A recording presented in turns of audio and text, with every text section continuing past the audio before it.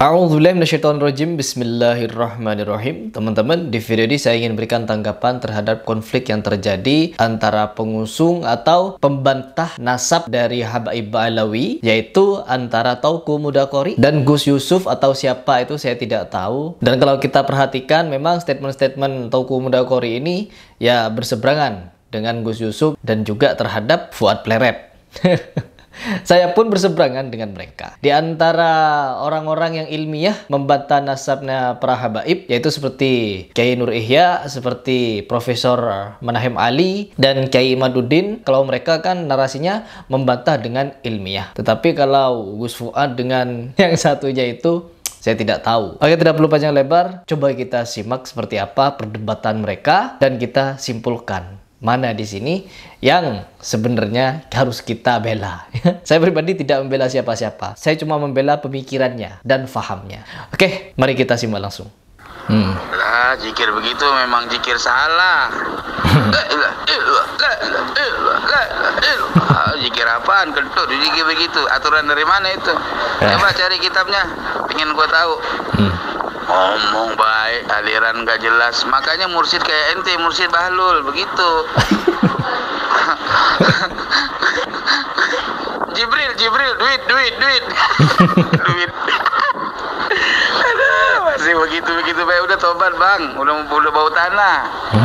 Udah jangan ribet. Ayo mah kagak percaya.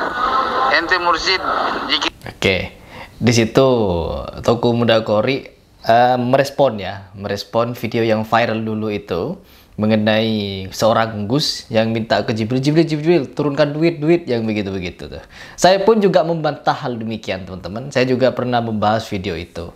Namun di sini ketika saya melihat perdebatan yang terjadi di sana, saya tidak tahu awalnya perdebatan ini dimulai karena apa. Namun setelah menyimak ternyata memang ya ada perbedaan faham antara Tauku Mudakori dengan siapa ini? Gus Yusuf lah. Gus Yusuf lah, kita panggil Gus Yusuf. Sedangkan di sini perihal zikir. Di sini Allah sudah mengajarkan sebenarnya. Saya sepakat dengan Tauku Mudakori. Di dalam Al-Quran surat Al-A'raf ayat ke-55, Allah Subhanahu wa taala itu mengingatkan kepada kita, hendaklah kalau kalian berdoa, kalau kalian ingin meminta-minta kepada Allah dengan suara yang lemah lembut, dengan adab. Adab yang dimaksud di sini apa? Yaitu dengan merendahkan diri. Artinya lemah lembut itu tidak boleh kita dengan melampaui batas. Lalillah. Kan banyak tuh orang yang berzikir seperti itu. Artinya orang yang berzikir seperti itu mungkin lupa membaca ayat Allah surat Al-A'raf ayat ke-55. Di mana di situ jelas ya, kalau Allah itu menginginkan dan menasehati kita, mengajarkan kita melalui Nabi Muhammad, itu kalau kalian ingin berzikir, kalian ingin mengingat Allah, kalian ingin meminta kepada Allah. Tujuan kita berzikir kan meminta kepada Allah, meminta ridhonya, meminta rahmatnya, meminta ampunannya dan lain sebagainya. Astagfirullahaladzim, la ilaha illallah. Begitu kan? Itu kan meminta rahmat Allah. Artinya kalau kita meminta, kata Allah apa? Mengingatlah Allah, berdoalah kepada Allah dengan merendahkan diri serta dengan lemah lembut. Allah yang bilang. Artinya apa? La ilaha illallah. Ditekan ke dalam hati kita. Saya merinding ini, ya Allah. Jadi itulah cara berzikir yang benar. Kata Allah. Ingat, kalau kata Allah itu mutlak benar, tidak boleh diganggu gugat. Lalu dilanjutkan oleh Allah Subhanahu wa taala di dalam ayat itu, Allah Subhanahu wa taala tidak menyukai orang-orang yang melampaui batas. Allah mencintai orang yang berzikir dengan lemah lembut dan merendahkan diri. Tekan saja dalam hati kita, la ilaha illallah. Ya, tidak boleh dengan la ilallah. Apa? Ya, apalagi minta-minta ke Jibril, minta rezeki misalkan kepada yang goib. Malaikat itu kan perkara goib, jin perkara goib, Allah perkara goib. Kalau kita ingin meminta kepada yang perkara goib, kita cuma diperbolehkan untuk meminta kepada Allah Subhanahu wa taala. Kalau kita minta yang bukan goib, misalkan minta kepada semua manusia, itu boleh. Minta tolong, ya minjem uang boleh kepada semua manusia. Jangan minjem uang kepada iblis atau jin. Apalagi minta duit kepada malaikat ya teman-teman.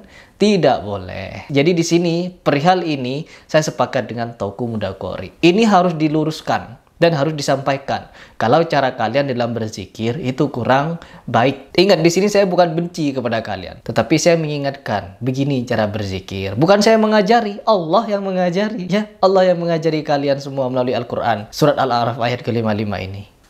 Oke, kita lanjut lagi ya. Kori ya, dengerin ya.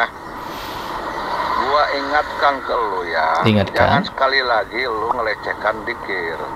Tuh, di sini saja tanggapannya sudah salah. Kalau orang yang berilmu pasti menjawab pernyataan dari Tauku Mudakori pasti dengan dalil. Sebenarnya landasan kita berzikir seperti ini loh dalilnya. Karena apa? Kita itu beragama dengan dalil. Dalil apa? Al-Quran dan As-Sunnah. Kita harus mengembalikan semua amalan kepada itu semua. Bukan hanya menggunakan merendahkan zikir, no. Bukan zikirnya yang direndahkan. Bukan zikirnya yang dipermasalahkan oleh Tauku Mudakori. Tetapi caranya. Seperti halnya Rasulullah SAW menegur orang yang tengah sholat di hadapannya. Rasulullah di situ sedang ada di masjid. Lalu tiba-tiba ada sahabat yang masuk, dia sholat dengan terburu-buru. Allahu Akbar, Allahu Akbar, Allahu Akbar, Allahu Akbar. Habis itu sudah tahiyat, Assalamualaikum, Assalamualaikum.